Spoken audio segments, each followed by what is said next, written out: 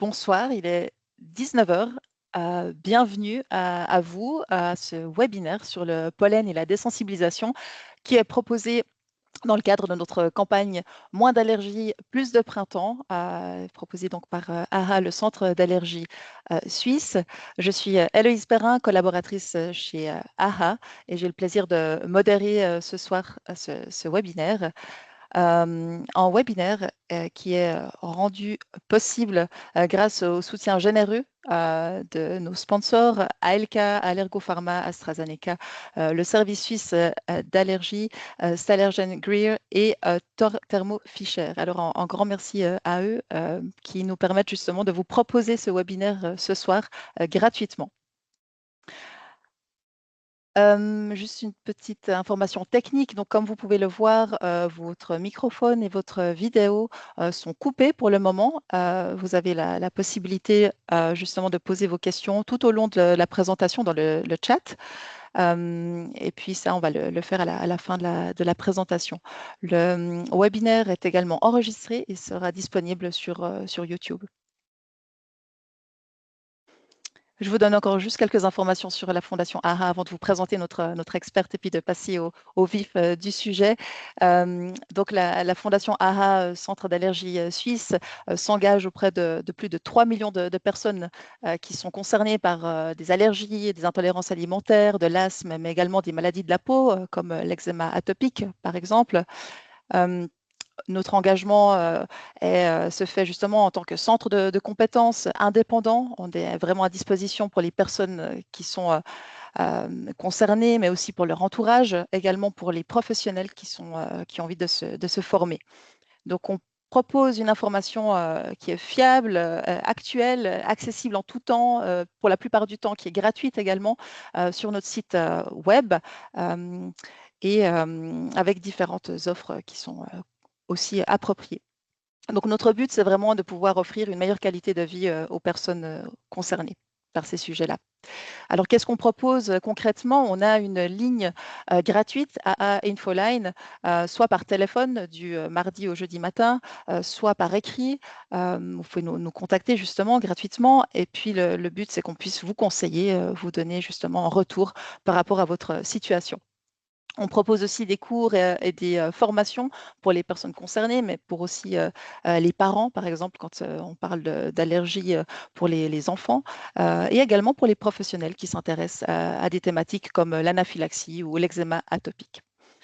On est aussi très heureux de proposer aux enfants et adolescents un camp de vacances unique en Suisse qui permet justement à ces personnes-là de profiter d'une semaine de camp en toute sécurité. Donc, des personnes qui ont des allergies, la maladie cœliaque ou des intolérances alimentaires, pour qui un camp plus classique serait compliqué. On est sur les réseaux sociaux, donc Facebook, Instagram et LinkedIn. Vous pouvez nous suivre. On propose aussi une newsletter à laquelle vous pouvez vous inscrire. Et puis, nous avons des informations également sur notre site web. On a des brochures, on a tout un tas de matériel d'information. Dans le cadre des pollens, on a justement le site web pollenetallergie.ch qui vous permet de suivre la concentration du pollen selon les régions dans lesquelles vous vous trouvez, ce qui me permet de faire aussi la transition sur notre app Pollen News, très utile justement en cette saison pollinique où vous pouvez justement voir les concentrations de pollen selon là où vous vous trouvez. À noter que cette app va proposer une nouvelle version d'ici quelques semaines avec davantage de précision, avec de nouvelles fonctionnalités et une nouvelle visualisation. Donc, on se réjouit beaucoup de pouvoir vous proposer cette app tout prochainement. Le label de qualité allergie que vous connaissez peut-être, que vous retrouvez sur des produits spécifiques pour des personnes qui ont des besoins particuliers, des allergies, des intolérances. Donc, en label qui permet justement d'identifier plus rapidement des produits. Ce sont des produits qui sont certifiés par le service Allergie Suisse, qui, selon des directives très strictes, va pouvoir certifier les produits concernés. Alors voilà, si notre engagement vous plaît, vous séduit, si vous souhaitez nous soutenir, merci de tout cœur. Nous sommes une organisation d'utilité publique et tous les dons sont bien sûr bienvenus pour qu'on puisse continuer nos activités et d'offrir nos différentes nos différentes offres. Voilà, moi j'en ai terminé avec ma partie introductive sur AHA. J'ai le grand plaisir de vous présenter notre experte ce soir, Dr Amélie Borja, qui est spécialiste FMH en allergo-immunologie clinique, mais qui est aussi titulaire dans FMH en médecine interne générale, qui va ce soir nous parler justement du pollen et du déroulement d'une sensibilisation, qui a aussi été chef de clinique au CHUV et qui a son cabinet en Valais à Vétro.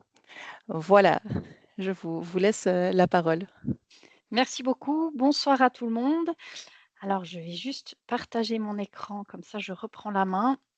Est-ce que c'est tout bon comme ça? Oui. Donc, effectivement, ce soir, on va parler un petit peu de pollen, de désensibilisation, hein. On est en plein dedans. Certains d'entre vous l'ont probablement senti. Puis, on va refaire un petit tour d'horizon sur les différents pollens, le bilan et surtout la désensibilisation. Comment ça se passe? Et en fin de présentation, vous pourrez donc poser des questions auxquelles j'essaierai de répondre. Alors, pardon. Voilà, donc en Suisse, clairement, les allergies au pollen sont les allergies respiratoires les plus fréquentes. Les chiffres donnent environ 20% de la population. Dans la réalité, honnêtement, c'est presque 30 à 50% des gens bientôt qui se plaignent d'éternuer au printemps une fois ou l'autre, d'avoir les yeux qui piquent, etc. Il y a d'autres allergies respiratoires qui sont moins fréquentes, les acariens de la poussière, les animaux, les moisissures dans certaines régions. Et puis ensuite, on passe à des choses différentes, les aliments, les venins d'insectes et les médicaments. Mais donc, clairement, les allergies polliniques sont les plus fréquentes actuellement en Suisse. Alors, quelles sont les plantes qui occasionnent le plus souvent les allergies respiratoires? Moi, en général, je dis qu'il y a 3 grandes familles de pollen qui peuvent poser problème, aux allergiques. On a en début d'année ici les pollens d'arbres, le noisetier, l'aulne et le bouleau qui sont des bétulacées et puis on a le frêne ici, en mars-avril et donc on arrive gentiment à la fin de cette saison pollinique des arbres actuellement, qui a été très soutenue cette année. Il a fait beau, il a fait chaud, donc on a eu beaucoup de pollen. Ensuite, on va attaquer gentiment, une deuxième famille qui sont les pollens de graminées et qui ont commencé, à arriver depuis la semaine passée et donc ça, c'est vraiment plutôt, l'herbe, les fleurs, les bords de route, les foins, les champs et tout ça et ça peut durer extrêmement longtemps, hein, c'est principalement en mai-juin, mais si vous montez, moi je vis en Valais, les gens montent souvent en montagne, bim, en juillet, on en a de nouveau beaucoup. Ça peut durer parfois jusqu'en septembre-octobre, hein, donc la saison pollinique des graminées, elle est extrêmement longue. Et puis, on a une troisième famille ici qui arrive à la fin de l'été, qui sont les herbacées et puis qui sont vraiment, les derniers pollens qui sont arrivés dans la problématique avec l'armoise et l'ambroisie. Alors, vous voyez qu'en Valais ici, on est pas mal touché, hein, notamment par l'armoise. On trouve aussi un petit peu d'ambroisie, à Genève, au Tessin. Mais donc ça, ce sont des plantes, qui se développent de plus en plus et puis qui font des pics de symptômes chez les gens sensibilisés, principalement au mois d'août, début septembre. Alors une allergie, qu'est-ce que c'est? En fait, ça se déroule en 2 phases. On a une première phase de sensibilisation, ça veut dire que les cellules de votre système immunitaire qui sont représentées ici en violet, elles vont un jour ou l'autre reconnaître les pollens comme quelque chose de pas sympa. Et puis, à leur surface, elles vont produire des anticorps qui vont se fixer à leur surface. Et puis, lors d'un contact ultérieur avec ces mêmes pollens, ces pollens vont venir se fixer sur les anticorps, vont activer ces cellules qui vont craquer et relarguer des médiateurs. Et dans ces médiateurs, principalement, on a la fameuse histamine qui est responsable des démangeaisons, des éternuements, des yeux qui piquent et tout ça. Il y a d'autres médiateurs également impliqués, mais l'histamine en est quasiment la principale. Donc, qu'est-ce qu'on présente comme symptômes au moment où ces cellules dégranule, on dit qu'elle dégranule, eh bien, on peut avoir beaucoup de choses, hein. Les réactions immédiates, eh bien, vous les connaissez, les yeux qui piquent, le nez qui coule, les yeux rouges qui grattent, les éternuements, les démangeaisons dans le nez. Et puis ensuite, ben, on peut avoir une inflammation qui se met en place avec une sensation de pression dans les sinus. Ça peut faire mal à la tête, mal ici au niveau du front, un sentiment général d'être malade, d'être fatigué, ça fatigue énormément. Et puis, certains patients vont également avoir une atteinte des voies respiratoires plus profondes et vont faire de l'asthme qui peut se manifester par de la peine à respirer, une respiration sifflante ou encore de la toux. Donc, des symptômes qui peuvent être très variés, variables en intensité, variables en fonction ben, de la météo et puis de ce qu'on fait de la journée. Et puis, au final, ces symptômes, ils peuvent paraître assez anodins à premier abord, mais au bout d'un moment, il y a quand même une claire réduction de la qualité de vie, hein. Tout ça, ça impacte très clairement la qualité du sommeil, hein. Le nez, il est bouché, les gens se réveillent la nuit, ils ont de la peine à souffler, on dort moins bien, beaucoup de fatigue et du coup la journée, trouble de la concentration et de l'attention. Et puis ça, c'est surtout un gros problème chez les enfants d'âge scolaire qui se retrouvent en mai-juin, en fin d'année, quand on leur demande plein de choses, fatigués, ils dorment plus, ils sont fatigués, ils n'arrivent plus à suivre ce qui se passe en cours. Ou alors les patients aussi un peu plus âgés, c'est pile la saison des examens et il y en a pour qui c'est vraiment compliqué. Au niveau social, ça peut être aussi assez limitant, notamment dans les activités sportives, les activités en extérieur. Il y a des enfants qui peuvent plus aller faire le sport, qui peuvent plus aller au football, qui ont de la peine à suivre les courses d'école à cause de ces allergies polliniques. Et puis, ça peut conditionner aussi certains lieux de vacances où on ne va pas, ou alors on ne peut pas profiter comme on aimerait à cause des allergies au pollen. Un petit aparté sur une allergie particulière qu'on appelle le syndrome oral croisé, qui se manifeste principalement chez l'adulte. On le voit un petit peu moins chez l'enfant et qui concerne environ 50 des personnes qui sont allergiques, principalement au pollen d'arbres. Ça existe aussi avec les pollens de graminées et d'armoises. Ce qui se passe en fait, c'est qu'il y a les mêmes protéines dans les pollens de bouleau, d'aulne et de noisetier que dans certains fruits et légumes, principalement les fruits à pépins et à noyaux et les fruits à coque. Puis quand vous mangez ces aliments, ben, en fait, votre corps il a l'impression que vous mangez du pollen. Donc qu'est-ce qui se passe? Eh ben, ça gratte dans la bouche, ça gratte dans la gorge. On peut parfois avoir l'impression d'avoir les lèvres qui gonflent, la langue qui gonfle, ça gratouille ici à l'arrière-gorge. Parfois, ça peut donner des maux de ventre. Hem, c'est lié, ben, effectivement au fait que ces protéines sont tout à fait similaires. Il faut savoir quand même que ces protéines, elles ont 2 caractéristiques. Elles sont thermosensibles. Ça veut dire que ces aliments, à partir du moment où vous les cuisez, normalement, il ne se passe plus rien. Ces protéines, elles sont modifiées et puis le système immunitaire ne les reconnaît plus et vous pouvez manger ces aliments sans problème. Et puis, elles sont sensibles aussi à la digestion. Ça veut dire qu'en général, c'est des réactions qu'on dit auto-limitées à la sphère ORL. Ça veut dire que ça va démanger dans la bouche, dans la gorge, mais les réactions plus sévères sont extrêmement rares dans ce genre d'allergie.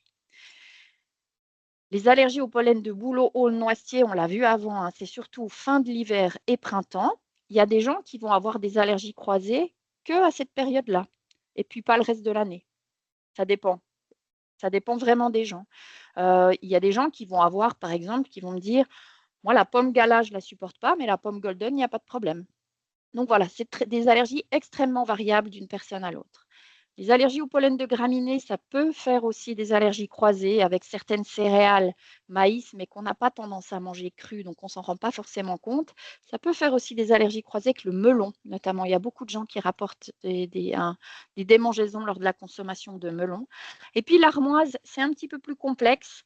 Il y a vraiment des allergies assez bien connues, notamment avec le céleri et la carotte. Et puis après, on dit épices, moutarde, aneth, persil, coriandre, avec des allergies qui peuvent potentiellement être un petit peu plus sévères dans le cadre du syndrome oral croisé avec l'armoise. Donc ça, c'est ce que je viens de vous expliquer. Les symptômes typiques, donc c'est vraiment des démangeaisons, des picotements, voire un léger gonflement au niveau des lèvres, de la langue, de la bouche, de la gorge. Mais en général, il n'y a pas de gonflement, d'œdème de Coinck, comme on dit, au niveau de la gorge sur ce genre d'allergie. Lors de la consommation de fruits, de légumes et ou de fruits à coque crue. Et puis, comme je l'ai dit tout à l'heure, parfois ces symptômes sont plus marqués pendant la saison pollinique, mais pas forcément, hein. Il y a des gens qui les ont toute l'année. Alors, comment se déroule un bilan allergologique? Si vous venez au cabinet, me raconter ce qui vous arrive au printemps avec le nez qui pique, les yeux qui coulent et tout ça. Donc, on fait un interrogatoire, on essaye déjà de préciser exactement les périodes qui vous posent problème, les situations qui posent problème. On essaye de comprendre l'impact aussi des symptômes sur votre qualité de vie. Et puis, la première chose qu'on fait, ce sont des tests cutanés. Hein. Donc, on a des petits flacons avec des extraits de pollen, de tous ces différents pollens dont on a parlé, qu'on va poser sur l'avant-bras et puis on va appuyer dedans avec une toute petite pointe en plastique pour mettre en contact les cellules du système immunitaire avec ces produits. Et puis ensuite, on patiente une quinzaine de minutes et les pollens qui sont reconnus par le système immunitaire, eh bien, ils vont réagir sous forme d'une petite papule d'urticaire. Ça veut dire que ça va gonfler, devenir rouge et démanger. Et puis, ces tests, ils sont pratiques parce qu'on peut tester beaucoup d'allergènes d'un seul coup. On teste 8, 10 pollens, on teste la poussière, on peut tester les animaux, les moisissures. Et puis, on a un résultat en 15 minutes. Ce sont des tests qui sont parfois difficiles à faire quand on prend des anti-allergiques. Donc, pendant cette période, quand les gens prennent beaucoup d'anti-allergiques, ce sont des tests qui sont parfois pas faisables parce que sous anti-allergique, la peau, elle ne réagit pas. Il y a une autre phase du bilan qui se fait plutôt par prise de sang, où là, on va voir dans votre sang, on va essayer de doser les anticorps, ces anticorps qui étaient sur cette cellule violette qu'on a vue tout à l'heure. On va les prélever, puis on va voir s'il y a des anticorps contre les pollens d'arbres, contre les pollens de graminées ou encore d'autres allergènes. Ça, c'est un bilan, par contre, qui ne dépend pas du tout de la prise d'antihistaminique. Donc, on peut tout à fait faire cette prise de sang pendant la saison des pollens sous traitement. Par contre, c'est sûr que c'est un test de laboratoire, ça prend plusieurs jours et puis on a moins tendance à tester toute une ribambelle de pollen. C'est des tests qui reviennent relativement chers si on les additionne. Et puis ensuite, on a les résultats. Alors ici, il y a un petit tableau qui est assez intéressant qui vous met test moins symptômes égale sensibilisation.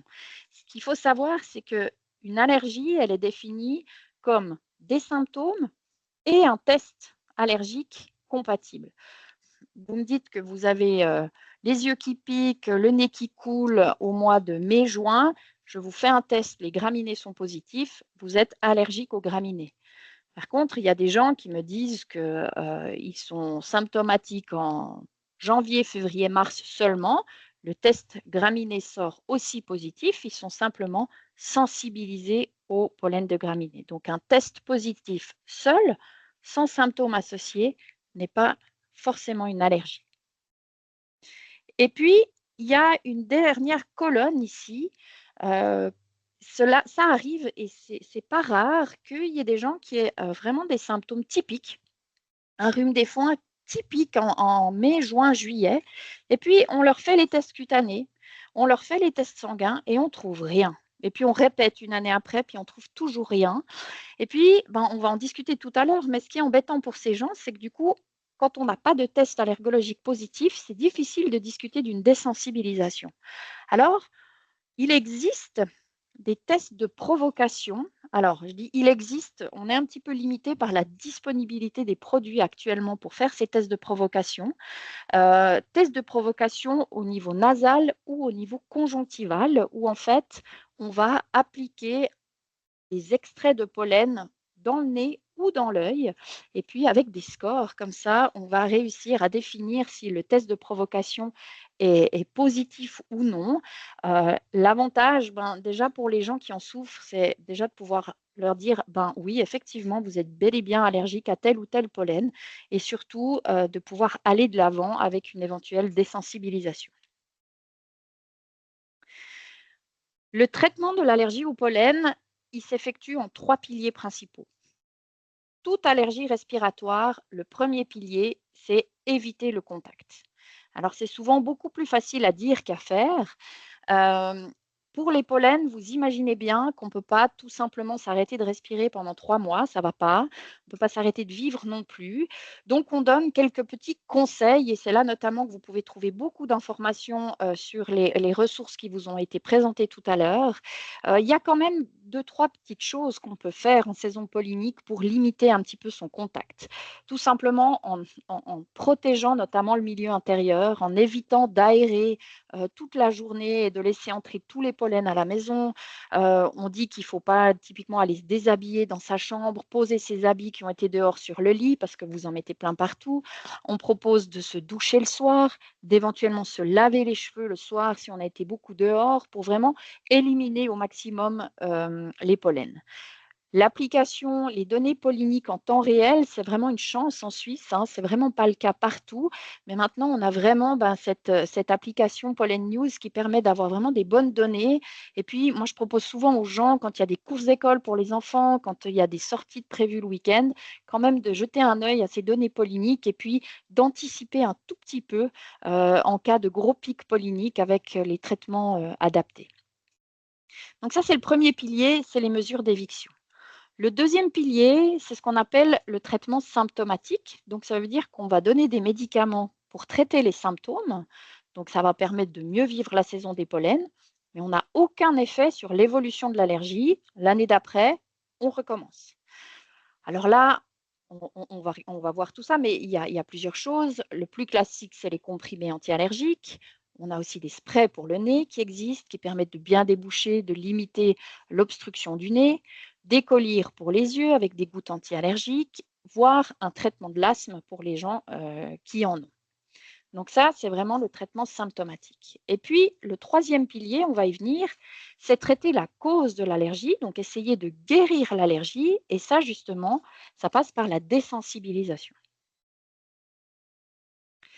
Donc, éviter le contact, je vous l'ai dit tout à l'heure, donc aérer brièvement pendant la saison des pollens, privilégier les phases de pluie, attention aux vêtements, se rincer les cheveux le soir.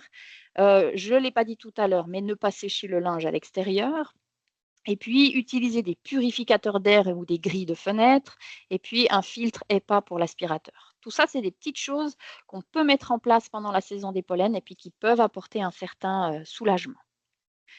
Les symptômes, donc les comprimés antihistaminiques qui mettent entre 20 et 30 minutes à faire effet. Ça existe en comprimés, en gouttes. Il y a des sprays pour le nez qui en contiennent.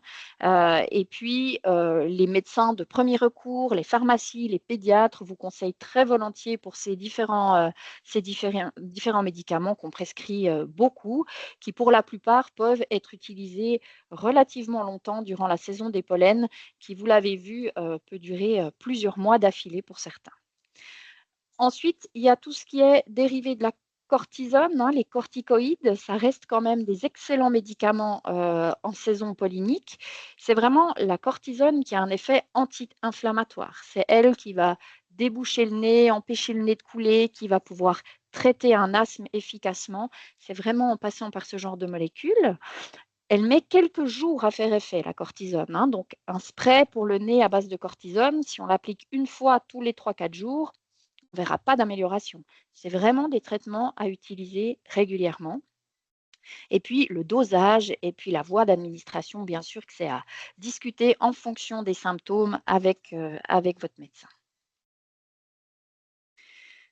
Et puis donc, on vient enfin à cette désensibilisation qu'on appelle aussi parfois immunothérapie spécifique, hein, pour faire beaucoup plus complexe. Donc c'est le seul traitement qui permet de modifier l'évolution de l'allergie, comme je vous l'ai dit. L'idée, c'est d'induire une tolérance du système immunitaire en lui administrant régulièrement des petites doses d'allergènes, hein. C'est comme ça que le système immunitaire, il acquiert une tolérance, c'est par la régularité d'une petite dose. C'est un traitement qui est efficace à long terme, même après l'arrêt du médicament. Et puis, on dit en général qu'on arrive à réduire de l'ordre de 75 à 80 des symptômes d'allergie au pollen et des médicaments qui sont nécessaires pour soigner les symptômes. Donc, c'est vraiment un traitement qui est réputé efficace. Alors, pour qui la désensibilisation? Est-ce que tout le monde doit être désensibilisé? Non, certainement pas.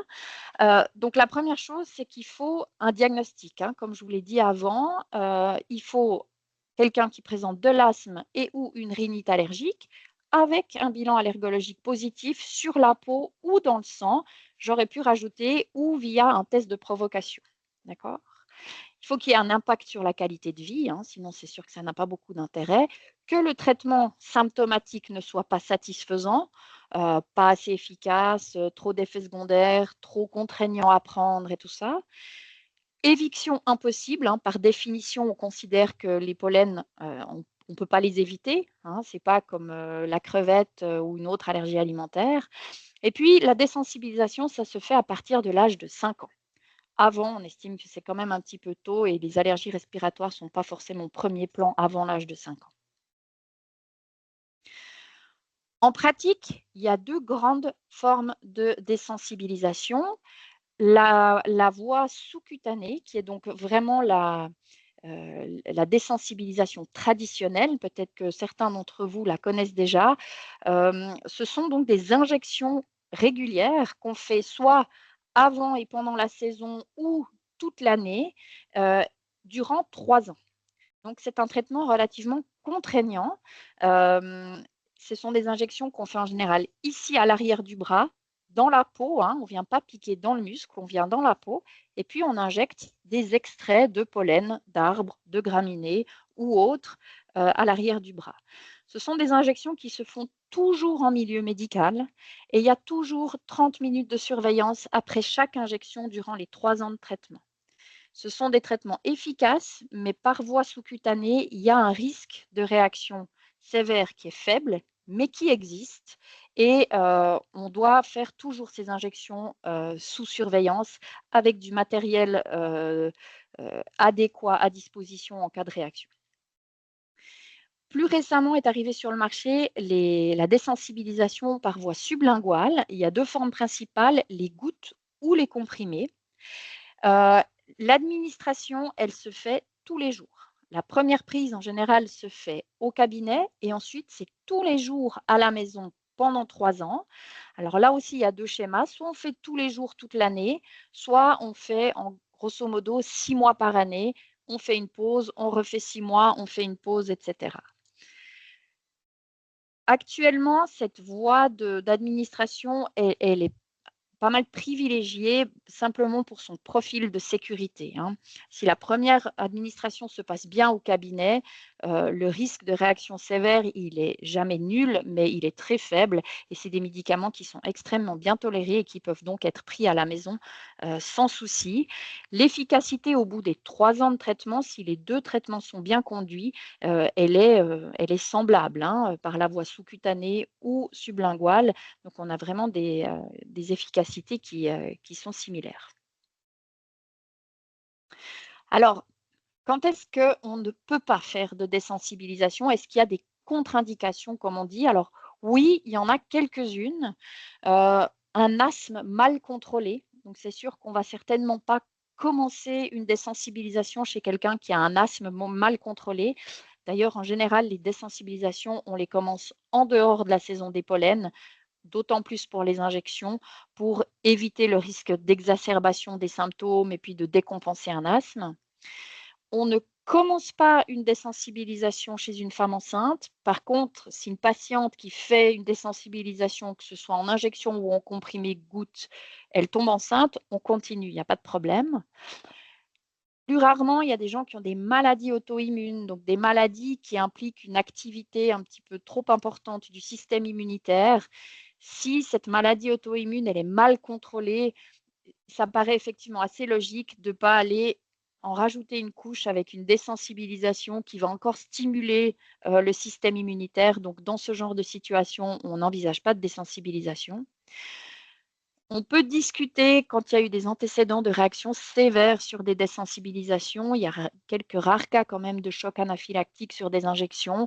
Là, on va peut-être plutôt privilégier une autre voie d'administration, mais on est prudent.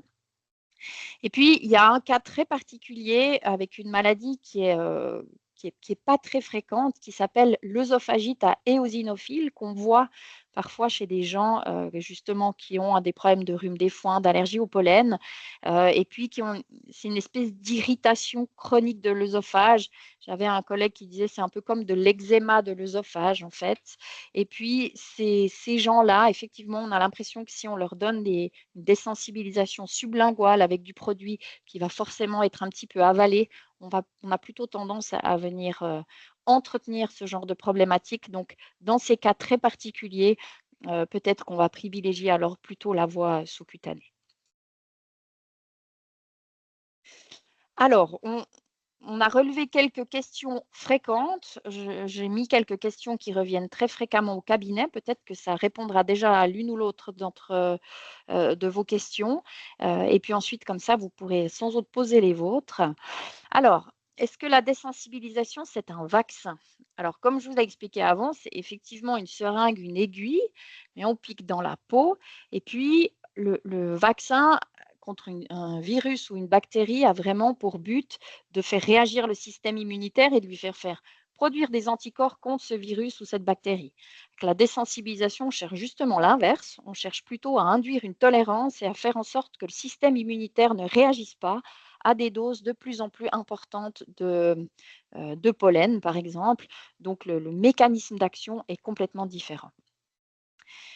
Quand est-ce qu'on ressent les premiers effets d'une désensibilisation? Hem, c'est variable d'une personne à l'autre. On a tendance à dire quand même que, c'est pas tout de suite. Quand on commence une désensibilisation en automne, on émet quelques réserves pour la première saison pollinique où de temps en temps, on voit encore pas d'effet bénéfique. C'est surtout à partir de la deuxième et notamment de la troisième année de traitement qu'on voit vraiment, un effet positif sur les symptômes. Il y a des gens chez qui ça va déjà beaucoup mieux dès la première saison. Et puis, est-ce que je serai guérie à vie? Donc, comme on l'a déjà notifié avant, la désensibilisation, elle a bien sûr des bienfaits persistants, même plusieurs années après l'arrêt du traitement, parce qu'on arrive vraiment à induire ce qu'on appelle une immunité mémoire. Donc, on arrive vraiment à induire une mémoire du système immunitaire. Puis on dit qu'en général, en tout cas, une dizaine d'années après l'arrêt du traitement, les gens sont relativement tranquilles. Il faut savoir que l'évolution de l'allergie aussi, elle est variable d'une personne à l'autre, qu'il y a des allergies qui vont évoluer spontanément favorablement et tout le monde ne revient pas après 10 ans pour une récidive des symptômes. Alors, est-ce que ça marche pour toutes les allergies? Donc pour les pollens, comme je l'ai dit avant, 75 à 80. D'autant plus que maintenant, dans le bilan, on a vraiment la capacité avec le bilan sanguin de s'assurer que, vous êtes bien sensibilisé aux allergènes majeurs qui sont ciblés par la désensibilisation et du coup, on augmente encore cette efficacité de la désensibilisation. Pour les acariens de la poussière, on est également bon. Est-ce que le traitement est pris en charge par l'assurance? Alors oui, tout le traitement est pris en charge par l'assurance de base s'il y a un bilan allergologique complet, sous réserve de la franchise, hein, comme toujours. Voilà, je suis à la fin de la présentation et je réponds volontiers à vos questions. Hem, je vous redonne la main. Oui, merci Voilà. beaucoup pour cette présentation très complète, très claire. Hem, alors, est-ce qu'on a déjà des premières questions? Dans le chat, effectivement, on a une première question, hein, qu'on peut prendre. Les allergies croisées, est-ce qu'elles diminuent également après une désensibilisation? Donc, c'est une première question. Alors, c'est une bonne question. Pas forcément. Malgré ce qu'on pourrait penser, c'est vrai que les protéines sont les mêmes. On a tendance à dire que, pour les allergies croisées, l'évolution est pas forcément, tout à fait bonne. En général, on dit que dans un tiers des cas, ça va mieux, dans un tiers des cas, ça bouge pas, puis dans un tiers des cas même, les gens, développent un petit peu plus d'allergies croisées. Donc vraiment, si on fait une désensibilisation pour les pollens, on la fait pour les problèmes respiratoires, pas pour les problèmes alimentaires. D'accord, très bien. Merci. Alors, je vois que quelqu'un est en train d'écrire une question. Moi, j'ai aussi une question de mon côté. Est-ce qu'on peut continuer ses activités normales quand on fait une désensibilisation, les activités sportives, par exemple, ou est-ce qu'il y a il y a des Oui, réserves? alors Globalement, on peut continuer d'avoir une vie tout à fait normale. Les 2 heures avant et après les injections pour les désensibilisations sous-cutanées, on demande quand même de limiter les activités sportives, ça peut augmenter le risque de réaction, à l'injection. Donc il y a juste cette période autour de l'injection où on doit limiter les activités sportives. D'accord, ouais, très bien. Bah, je continue, hein, moi j'ai plein de questions alors tant que les personnes écrivent. On dit souvent qu'il faut être rigoureux justement, il faut vraiment être régulier, prendre, que ce soit par injection ou, par tablette. Qu'est-ce qui se passe si on oublie une prise? Alors, en comprimé et en gouttes, si on oublie une prise, honnêtement, c'est pas la catastrophe, hein. On recommence le lendemain ou le soir même, c'est vraiment pas un problème. Si on part en vacances une semaine ou 2, puis qu'on a oublié sa plaquette ou qu'on a oublié ses gouttes, souvent, moi, je dis quand il y a plus d'une semaine d'arrêt pour, une raison X, Y, j'aime bien que les gens m'appellent et puis on regarde un petit peu ensemble comment on reprend. Il y en a qui ont eu beaucoup d'effets secondaires au début, puis on se méfie toujours quand il y a une petite pause. Quand on reprend, on peut tout d'un coup avoir plus d'effets secondaires, hein. Au début, les gouttes ou les comprimés, faut c'est des pollens qu'on met sous la langue, hein, ça démange et ça va durer 2 3 semaines, puis après la tolérance se fait. Mais quand il y a une pause, ces effets secondaires peuvent réapparaître transitoirement. D'accord, OK, très bien. Une nouvelle question, une désensibilisation, est-ce qu'elle convient également aux personnes allergiques qui sont plus âgées? Oui, pourquoi pas, il y a pas de limite, d'âge, hein. Il y a vraiment aucune limite d'âge vers le haut. Souvent, les personnes plus âgées, disons les allergies, ont tendance quand même à aller plutôt vers le mieux, hein, avec l'âge. Donc on est assez peu exposé à des personnes âgées pour des désensibilisations, au pollen, hein. Je ne parle pas des guêpes et des abeilles, ça c'est un autre domaine. Et après, chez les personnes âgées, ben, on va quand même, être attentif, est-ce qu'il y a d'autres problèmes de santé? Est-ce qu'il y a des problèmes de cœur? Est-ce qu'il y a des médicaments qui pourraient favoriser les réactions ou ou voilà, ou limiter un petit peu les bénéfices d'une désensibilisation? Mais c'est tout à fait envisageable, oui. D'accord, et à contrario, donc on parlait justement des enfants, donc vous avez parlé de à partir de 5 ans. Est-ce qu'il y a, un type de traitement qui est, plus favorable, pour les enfants? Est-ce que l'injection est plus recommandée ou pas forcément? Pas forcément, là, je crois que ça dépend un petit peu des habitudes de chacun. L'un et l'autre peuvent être faits à partir de l'âge de 5 ans. Il faut quand même bien imaginer que les comprimés et les gouttes, c'est des produits qu'on doit mettre sous la langue. On ne doit pas avaler, pas parler pendant 1 minute. Ensuite, ça peut gratter au fond de la gorge et tout. De temps en temps, pour un enfant de 5 6 ans, ça peut être un petit peu compliqué, mais disons, ça dépend beaucoup de l'enfant, ça dépend des parents. Donc voilà. C'est Mmh. tout est ouvert, c'est vraiment, au cas par cas. D'accord, ouais, très bien. Une autre question, est-ce qu'on peut développer une allergie croisée, même si maintenant on a seulement une monoallergie au pollen du bouleau? Certains médecins déconseillent la désensibilisation. Est-ce qu'il y a des effets négatifs suite à une désensibilisation? Heu, alors c je pose 2 questions du coup. Donc est-ce qu'on peut développer une allergie croisée même si maintenant on a seulement une monoallergie au pollen de bouleau? On va peut-être commencer par ça. Ben, oui, alors les allergies croisées, elles peuvent apparaître, n'importe quand, hein. On peut être allergique au pollen de bouleau depuis 15 ans et tout d'un coup développer une allergie croisée avec certains fruits ou légumes crus. Ça peut vraiment arriver, n'importe quand. On a même des gens qui ont seulement l'allergie croisée, qui n'ont pas les allergies respiratoires qui vont avec. Donc oui, ça c'est possible et le bouleau est l'allergène respiratoire qui fait le plus d'allergies croisées avec les aliments. Mmh. Très bien, ouais.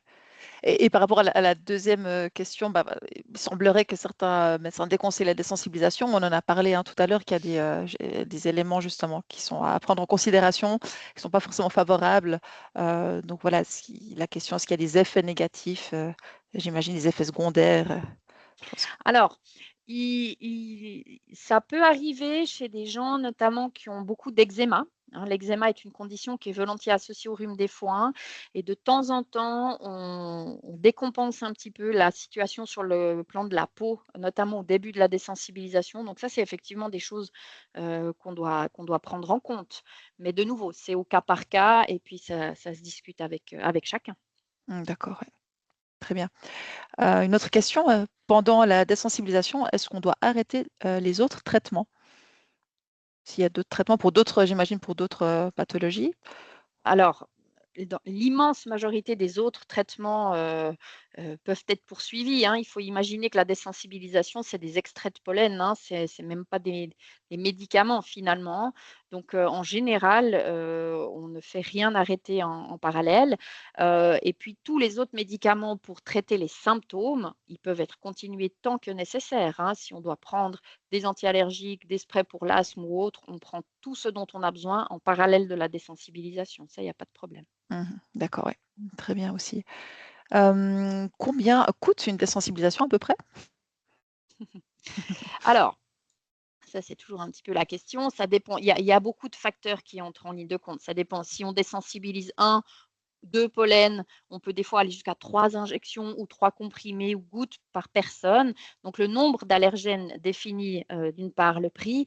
Ensuite, la voie sous-cutanée, elle est un tout petit peu plus chère parce que, ben, il y a plus de visites, il y a des surveillances, donc tout ça, c'est des choses qui comptent. Très grossièrement, pour un ou 2 allergènes, on est entre 1 500 et 2 500 francs par année. Heu, la 1re année est toujours plus chère parce qu'il y a le bilan, il y a l'initiation des traitements, il y a les injections régulières si on fait du sous-cutané, donc on est plus aux alentours de 2 500, voire plus si on fait plus d'allergènes et puis plus aux alentours de 1 800, 1 500 les années suivantes. D'accord.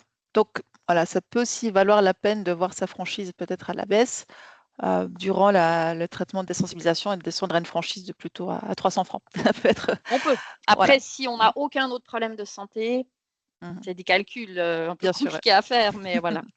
Bien sûr, oui. Une question par rapport aux tests cutanés, combien de temps avant de faire en test cutané, faut-il arrêter de prendre des médicaments pour qu'on voie une réaction sur la peau? Une semaine, on dit en Mmh. général. Les antihistaminiques, les recommandations, c'est 5 à 7 jours. Maintenant, honnêtement, là aussi, c'est très variable d'une personne à l'autre. Moi, j'essaye toujours de faire les tests cutanés, même sous antihistaminique et honnêtement, 2 fois sur 3, ça marche. Mmh. Donc voilà, on n'est pas tous égaux face aux antihistaminiques non plus, je pense. Et il y a aussi une différence entre les gens qui en prennent depuis 2 semaines parce qu'on est en plein pic pollinique et puis ceux qui en prennent 2 fois par jour depuis 2 ans parce que, il y a des acariens ou autres, c'est pas non plus la même chose, je trouve. Ouais, Mais c'est un 5 à bon 7 point. jours, on a des tests cutanés qui marchent. D'accord, ouais, très bien. Hem, alors, est-ce qu'une désensibilisation peut également se faire lorsqu'on est allergique à une vaste gamme de pollen et d'arbres différents? Donc ça, bah, vous l'avez mentionné tout à l'heure, mais si oui, est-ce plus lourd et est-ce que les résultats sont aussi bons? Ouais, Donc c'est une bonne question. Alors disons, i on dépend, ben, effectivement, on dépend de notre environnement, des pollens qu'on a, on dépend aussi des produits qu'on a à disposition. Nous, disons, les grandes désensibilisations, c'est les graminées et c'est les pollens de bétulacées, donc aulne, noisetier, bouleau. Ça, c'est vraiment les pollens pour lesquels on a des produits en sous-cutané, en sublingual, en gouttes, en comprimé, on a tout ce qu'il faut. Donc là, ben, voilà, on fait le bilan, on s'assure que vous êtes sensibilisé aux allergènes majeurs. S'il y a une sensibilité aux allergènes majeurs, en général, même s'il y a beaucoup de tests cutanés positifs, l'efficacité, elle est bonne. On est un peu moins bon dès qu'on arrive à des allergies au pollen de frêne, au pollen d'armoise, où là, ben, on est des plus petits c'est des plus petits marchés, il y a moins de produits à disposition et puis, du coup, là, on commence pas de multiplier, de faire graminées, armoises, frênes et compagnie. On se fixe d'abord sur les allergènes les plus présents et puis les majeurs. mmh d'accord, ouais, ouais. Très bien et bah, là, une question aussi, particulière pour les pollens du bouleau. Est-ce que pour une désensibilisation justement au pollen de bouleau, est-ce que là, on recommanderait davantage les gouttes ou les comprimés ou l'injection sous-cutanée? Est-ce que par rapport à Ah, Disons, la voie d'administration, elle dépend pas du pollen, elle dépend vraiment du patient. Moi, il y a des gens, quand je leur dis: «C'est un comprimé tous les jours pendant 3 ans», ils me font des gros yeux. Ils me disent: «Mais c'est pas possible». Donc mmh on discute des injections et puis il y a des gens, ben, venir faire des injections pendant 3 ans, c'est pas possible non plus. Donc c'est vraiment, c'est la voie d'administration, c'est pas le pollen qui décide, c'est le patient, et c'est une discussion entre vous et nous, en fait. et pour les personnes justement qui sont un peu sceptiques, qui disent, «Oh là là, en comprimer tous les jours, ça va pas être possible» et qui finalement, tentent le coup, est-ce que vous pouvez rassurer justement les personnes qui sont un peu inquiètes en disant: «Bah, finalement ça fonctionne, on peut mettre une alarme, on peut avoir différentes choses C'est ça. pour s'en rappeler et ça fonctionne Ex aussi»? Exactement. On a des alarmes, on a il y a même des applications qui peuvent vous aider, même pour les enfants, hein, pour justement les aider à garder le comprimé sous la langue, pendant 1 minute et pas bouger. Il y a des petites applications, faut faire jouer un petit dragon. Donc, il y a vraiment plein de choses et puis moi, ce que je remarque, c'est que, ben, les débuts, des fois, sont pas faciles, puis après les gens, ils intègrent ça à leur journée. Il faut se rendre compte qu'au bout d'un moment, ça démange plus, il y a plus rien et puis les gens, des fois, ils mettent ça sur leur table de nuit, ils prennent leur comprimé avant de se coucher, Mmh mh. ou en partant au travail. Enfin, c'est vraiment, ça s'intègre vraiment dans la routine. Donc moi, j'ai plutôt une bonne expérience avec les comprimés ou les Ouais, gouttes, hein. d'accord, ouais, bah, ça c'est intéressant. Hem, alors là, une question en lien aussi avec la dermatite, atopique. Une allergie au pollen peut-elle aggraver ou déclencher une dermatite atopique? Peut-on suivre un traitement de désensibilisation en cas de dermatite atopique? Alors oui, la dermatite atopique, donc c'est l'eczéma, hein, cet eczéma donc qui est génétique, c'est un défaut de barrière de la peau, qui est souvent associé au rhume des foins et puis, oui, moi je vois quand même pas mal de dermatite atopique qui tout d'un coup décompense en saison, pollinique.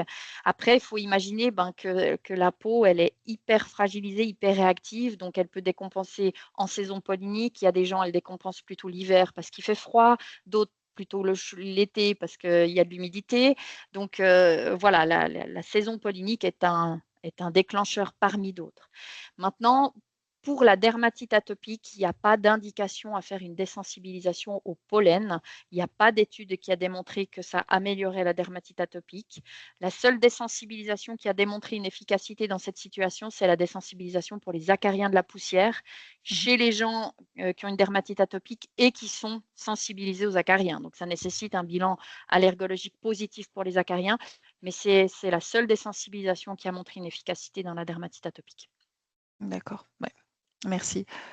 Et puis pour les personnes qui nous écoutent là, ce soir, qui ont peut-être pas encore, qui sont pas encore décidées, mais qui se disent: «Bon, voilà, j'aimerais peut-être, avoir un rendez-vous pour, commencer une désensibilisation». Qu'est-ce que vous pouvez leur conseiller de prendre rendez-vous déjà maintenant et de commencer en automne? Heu, voilà, comment ça se passe? Alors, disons, idéalement, c'est vrai, en tout cas, la désensibilisation en injection, elle se débute en dehors de la saison des pollens. Donc elle se débute plutôt l'automne, à partir du mois d'octobre. Comme ça, on monte les doses en dehors de la saison des pollens et on arrive à la saison pollinique suivante avec des doses d'entretien qui sont bien tolérées. Pour les comprimés, on est un petit peu plus souple, honnêtement, en tout cas moi je le suis. Alors, je commence pas tout franchement en pleine saison, mais je commence, sur une gamme plus large, des mois de l'année. Donc ça dépend aussi un petit peu de chaque allergologue. Mais c'est sûr que si là vous vivez l'enfer et puis que vous dites: «C'est la dernière année que c'est comme ça», je pense qu'il est déjà temps de prendre rendez-vous pour faire le bilan et puis envisager la fin de l'année, avec ce genre de traitement. D'accord, merci. Alors il y a pas d'autres questions. J'en pose encore une. Est-ce qu'avec des symptômes, très graves justement liés au pollen, est-ce qu'on pourrait, même avoir justement, arrivé au stade de l'anaphylaxie où vraiment on perd connaissance, voilà, ça va vraiment très loin? Alors disons, ce qui peut arriver, c'est des grosses crises d'asthme, hein. Ça, on en a vu sur des pollens, des gens qui arrivent aux urgences avec des crises d'asthme sévères. Ça oui. Donc à partir de ce moment-là, on parle d'anaphylaxie. Après la perte de connaissance, C'est possible, hein, si on cherche, on va forcément trouver quelqu'un qui a décrit un jour une perte de connaissance sur une Mmh. exposition pollinique massive, mais c'est quand même pas classique. D'accord, ouais.